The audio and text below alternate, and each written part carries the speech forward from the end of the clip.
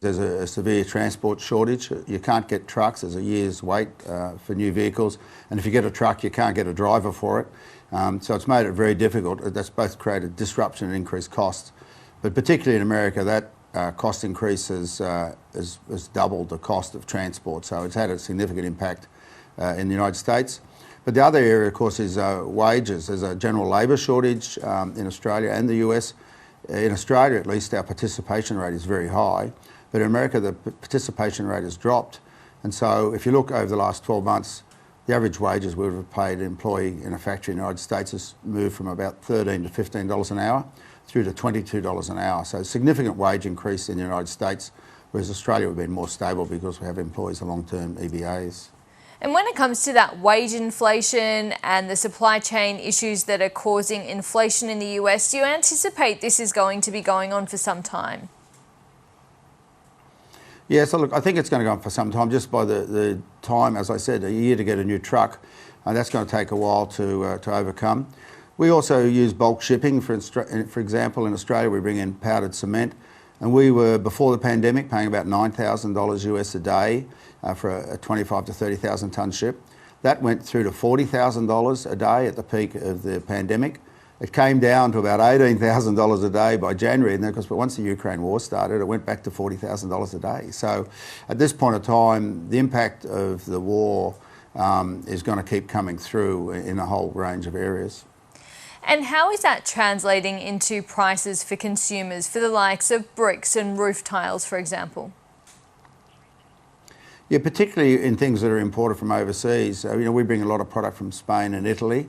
And not only have they seen directly the increased gas costs and are concerned about their supply of gas, but they've also been hit by the shipping costs. So, for example, premium terracotta roof tiles that we bring in from Spain have gone up close to 60% in the last 6 months. And what about your products? Are you having to raise the prices on the products that you manufacture here? Yes, mainly due to the interruption and additional costs caused by the pandemic. We've been very lucky. We've got a long-term gas contract. We have long-term EBAs as far as holding our wages there. Yes, we've had to pay more to fill in for the shortages because we're about 5 or 6% of people short. So we've had to fill those spots with contractors. But generally that's not as bad as what we've seen in the US, but we have had to raise our prices between 5 and 10% to recover those costs. The Reserve Bank Governor Philip Lowe has recently been talking about the psychology of inflation, the idea that because we're worried about inflation, we might talk ourselves into price rises when they don't fundamentally need to happen. Is there a risk that you're seeing around that businesses are just raising their prices because consumers expect them to? I don't think so. I think businesses are raising their prices because they have to protect their margins and remain viable. In Western Australia, where we've had a lot of competition, our prices have been down, basically below cost, and we have to raise our prices to survive. There's no way we can carry any increases at all. So, and also you're concerned, particularly in our industry, if everybody puts up their prices, people can't afford homes any longer. So it becomes a nil-sum game. You've just really got to keep an eye on it the whole time. And speaking of your WA business, that was in the red in this period. What are your plans with it? Well, it's actually been in the red for many, many years because of an oversupply in the industry. And that's, as I said, caused the prices to fall to the point where they're below the cost of manufacture. And so that really has to turn around in this coming cycle. Otherwise, it just wouldn't be worthwhile for us to reinvest and then just to wait around for the next cycle to come through. It just would be uncommercial. So we'd have to review that, and we will as this year goes by and just see where it all goes.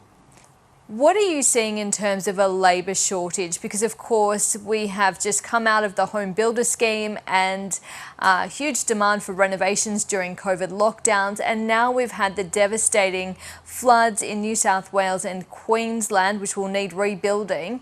What's the tradie situation look like? Yes, look, well, the tradie situation is very tight, and as you mentioned, the floods and other hailstorms that we had the prior year in Brisbane. The insurance companies want to see their customers get it back into their homes as fast as they can, and they'll always outbid what tradesmen will get paid for working for builders. So that'll exacerbate it for a time, that's for sure.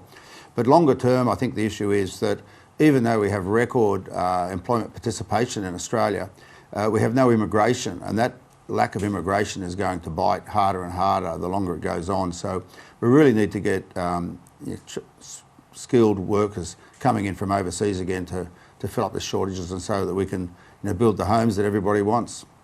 So for those prospective homeowners or those wanting renovations outside of those flood affected areas, it's obviously taking longer and costing more now. Yeah, absolutely. I think you'd be lucky to build a new home in a year, and I have to say that there'd be people who signed up when the government put out its first stimulus package right at the beginning of the pandemic, that the houses wouldn't even have been started yet. And there's a whole lot of reasons behind that. One builder said to me last week, he said, I can put 10 slabs down a day, but I only can get 3 frames. So clearly, those sort of bottlenecks are really slowing down the production process at the moment.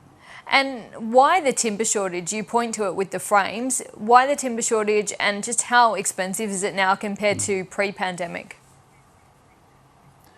Yeah, well, I'm not close enough to tell you the total increase in a frame, but it came about because in the countries that had large forests, they stopped sawing down trees because the workers weren't there, because they had to shut down because of the pandemic.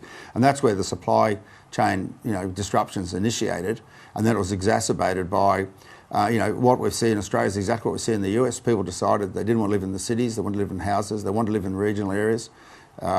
The interest rates were low. There was a housing boom, and the housing boom created enormous demand, but there was no supply, and that ricocheted around the world. You're forecasting $1 billion in revenue this year. What's going to drive that?